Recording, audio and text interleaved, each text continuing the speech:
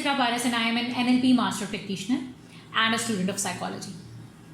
अस्सलाम वालेकुम। आज की वीडियो में हम अवॉइडेंट अटैचमेंट स्टाइल के बारे में बात करेंगे और ये देखेंगे कि NLP कैसे हेल्प कर सकती है अवॉइडेंट लोगों को अपनी कम्युनिकेशन को बेहतर करने में और अपने मैसेज को इफेक्टिवली अपने पार्टनर तक पहुंचाने के लिए। तो जिस तरह हमने पहले बात की थी कि हर इंसान अपने इंटरनल वर्ल्ड के हिसाब से रिएक्ट करता है। इसका मतलब है कि जो आपके अंदर चल रहा है वही आप बाहर किसी को बताएंगे। तो हमें ये समझने की ज़रूरत है कि इंटरनली अवॉइडेंट्स को किस चीज़ की ज़रूरत होती है। तो अवॉइडेंट लोगों को सबसे ज़्यादा ज़रूरत होती है स्पेस की एंड कंट्रोल की। ये दो चीज़ें होती हैं जो अवॉइडेंट्स का जनरल नीड होता है। अब हम चलेंगे ये देखते हुए कि अवॉइडेंस किस चीज़ का नाम है। आप किसी इंसान के साथ क्लोज प्रॉक्सिमिटी में आना चाहते हैं, आप एक रिलेशनशिप बनाना चाहते हैं, लेकिन जैसे ही वो क्लोजनेस अचीव हो जाती है, यानी आप किसी इंसान के करीब जाने लगते हैं, तो आपके दिमाग के अंदर एक खतरे की घंटी बज जाती है और आपको ऐसा लगता है कि जैसे आप जितना भी कंट्रोल है, यानी जो ताकत है चीज़ों को अपने हिसाब से चलाने की, वो लूज़ कर देंगे, वो खो देंगे, या आपका जो पार्टनर है वो उसकी पर्सनैलिटी आपकी पर्सनैलिटी के साथ इनमैश कर जाएगी, यानी आप दोनों के अंदर एक को डिपेंडेंसी डेवलप हो जाएगी और आप वो रिस्पॉन्सिबिलिटी यानी जिम्मेदारी लेने को तैयार नहीं होते हैं। तो इस चीज़ को अगर हम बचपन में जाके समझें तो हम यही समझ सकते हैं कि बचपन के अंदर ऐसे बच्चे जिनके पेरेंट्स ने या तो कोई कंटिन्यूस स्टेबिलिटी प्रोवाइड नहीं की, कोई कंटिन्यूस अटैचमेंट पैटर्न प्रोवाइड नहीं किया, कोई सेफ्टी प्रोवाइड नहीं की, या अगर उन्होंने कोई इनकरेजमेंट या उन्होंने कोई अटैचमेंट दिखाई तो उस सूरत में दिखाई जब आपने कोई अचीवमेंट की, यानी उनकी अटैचमेंट आपके साथ हमेशा कंडीशनल रही कि आप अगर ये चीज़ करेंगे तो उसके बदले में आपको ये मिल जाएगा। इस चीज़ से बच्चे के अंदर एक जनरल पैटर्न डेवलप हो जाता है जिसमें वो ये समझता है कि अगर वो अपनी इमोशंस का खुल के इजहार करेगा या अपनी कोई बात बग़ैर किसी अचीवमेंट के, अपने पेरेंट्स के या सिबलिंग्स के या किसी के भी आगे रखने की कोशिश करेगा तो वो उस बात को समझेगा नहीं, क्योंकि वो ज़िंदगी में डिफरेंट टाइम्स के ऊपर पेरेंट्स की तरफ से या सिबलिंग की तरफ से या किसी भी पेरेंट फिगर की तरफ से शट डाउन होता रहा। तो ये चीज़ अगर आप थोड़ा सा एडल्टहुड में जाके देखें तो अवॉइडेंस का हरगिज़ ये मतलब नहीं है कि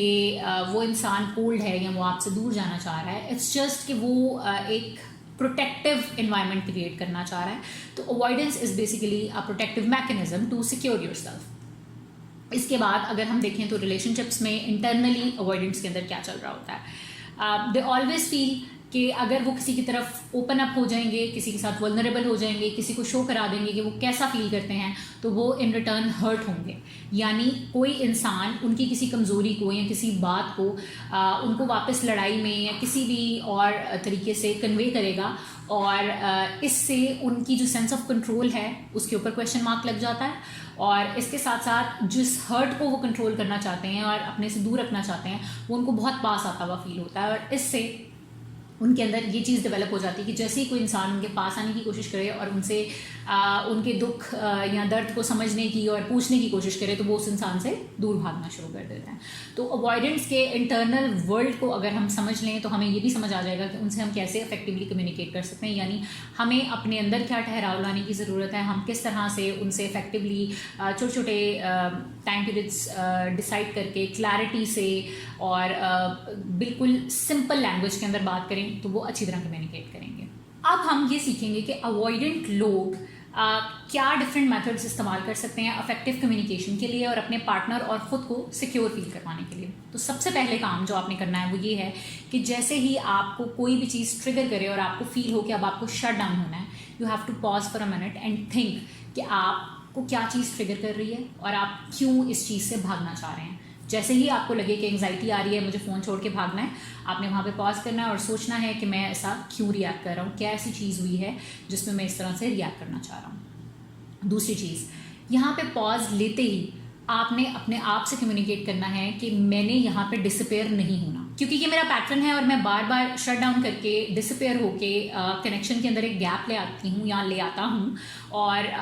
ये चीज़ जो है वो बजाय हमें क्लोज करने के, एक दूसरे से दूर कर देती है। तो ये जो पॉज होगा ये आपको कुछ क्लैरिटी प्रोवाइड करेगा। और उसके बाद तीसरी चीज़ जो आपने करनी है वो ये है कि अगर आप डिसअपेयर नहीं हो रहे तो आप अपने पार्टनर से इफेक्टिवली कम्युनिकेट करने की कोशिश करेंगे। यानी आप उसको ये बताएंगे कि इस वक्त आप क्या फील कर रहे हैं, यानी अगर आपको ओवरवेल्म्ड फील हो रहा है या आपको सिक्योरिटी रिस्क फील हो रहा है, यानी आपको लग रहा है कि आप इस वक्त महफूज नहीं हैं, या जो बातें हो रही हैं उससे आपके दिमाग के ऊपर कुछ ज़्यादा जोर पड़ रहा है, ज़्यादा प्रेशर पड़ रहा है, तो आप एक ब्रेक लेने की रिक्वेस्ट कर सकते हैं। उसके बाद चौथी चीज़ यहाँ पे ये आएगी कि आपने खुद को अब काम करना है। यानी आप इनहेल करें, अपने फिंगर टिप्स को टच करें, रिस्ट को टच करें, थोड़ा सा टाइम लें और फिर एक्सहेल करें। ये चीज़ आप दिन में 2, 3, 4 दफ़ा अलग अलग टाइम पे रिपीट कर सकते हैं। और ये ब्रेथ्स आप 5 से 10 टाइम्स ले सकते हैं ताकि आप कामनेस को फील कर सकें। Then the fifth point is कि आपने सेफ इंटीमेसी को डेवलप करना है। यानी आपको अगर ऐसा लगता है कि कंटिन्यूस कम्युनिकेशन से या कंटिन्यूसली अपने पार्टनर से इन कांटेक्ट रहने से आपको इनसिक्योरिटी फील हो रही है या आपको प्रेशर फील हो रहा है, तो आपने एक टाइम मखसूस कर लेना है। उसके साथ आपने टॉपिक्स मखसूस कर लेने हैं और उसके साथ आपने ये फैसला करना है कि आप कितनी क्लैरिटी से और कितनी सिंप्लिसिटी से अपना पैगाम या अपना पॉइंट जो है वो अपने पार्टनर को कन्वे करेंगे और वो कितनी सिंप्लिसिटी से आपको जवाब दे सकते हैं। ये चीज़ें आप म्यूचुअल अंडरस्टैंडिंग से कर सकते हैं और इससे आप एक दूसरे से सेफली कम्युनिकेट कर सकेंगे। जो आखिरी यानी छठी चीज़ आप कर सकते हैं वो ये है कि आपने ख़ुद को ये बताना है कि मैं इस टाइम के ऊपर अपनी फीलिंग्स को बहुत ज़्यादा महसूस कर रहा हूँ। ये फीलिंग्स जो हैं, ये इमोशंस जो हैं, ये मेरी रियलिटी नहीं है, ये जस्ट मेरी बॉडी की सेंसेशंस हैं। और बजाय इसके कि मैं इनको अवॉइड करके दूर भागूँ, अगर मैं इनको कोई नाम दे सकूँ और मैं इनको केटर कर सकूँ, मैं इनके लिए एक स्पेस पैदा कर सकूँ और किसी पॉजिटिव इमोशन की तरफ मूव कर सकूँ, तो मैं अपनी ज़िंदगी को और अपने पार्टनर की ज़िंदगी को बेहतर बना सकता हूँ या सकती हूँ। तो ये कुछ टिप्स थी जो आप अवॉइडेंट लोग अपने पार्टनर से बेहतर कम्युनिकेशन में यूज़ कर सकते हैं। तो अगर आप में से कोई भी इंसान ऐसा है जो खुद अवॉइडेंट है या उसका पार्टनर अवॉइडेंट है, तो मेरे साथ ज़रूर कम्युनिकेट कीजिएगा कि इनमें से कौन कौन सी चीज़ें आपने उनके अंदर नोटिस की हैं और इसमें से कौन सा स्टेप आपको लगता है आप सबसे पहले यूज़ करेंगे तो उससे इफेक्टिव रिजल्ट आ जाएगा। Thank you so much for listening to the video till the and.